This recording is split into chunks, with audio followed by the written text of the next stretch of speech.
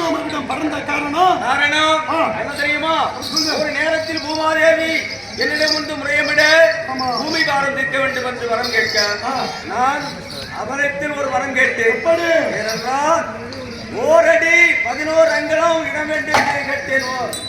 அப்படி கொடுத்தால் பூமி பாரம் தீர்க்கின்றேன் என்று சொல்ல இது சமயம் உனக்கு உதவியது. ஏனென்றால் தேரை அழுத்தினேன்.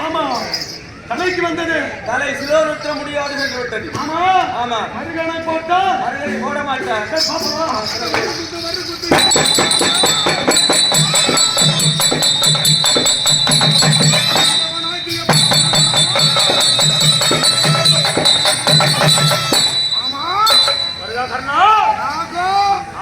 வந்து ஏதோ வாய்த்திருந்து கேட்கிறது. என்ன வந்து பார்க்கலாம். ராஜேந்திரா, நீ அத்தியவர் கடைவிட்டாயோ?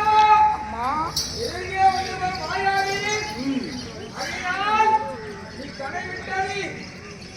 சிரசை இடிக்கவில்லை, மாயாவி சதி செய்து விட்டார். கிடைத்தது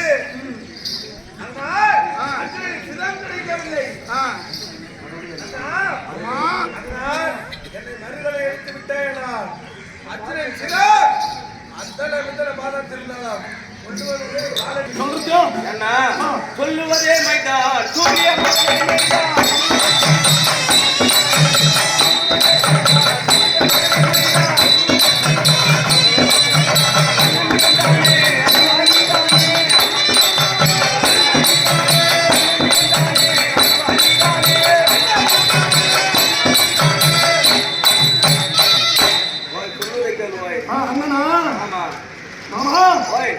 கேட்க முடியாது.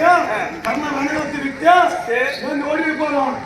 அதனால கர்ணனுக்கு நீ காவலாக நான் சென்று சென்று அண்ணாவை பார்த்துட்டு வரேன். அண்ணாவை பார்க்க போறியா? ஆமா. அண்ணன் உங்களுக்கு சண்டை வருவாய்.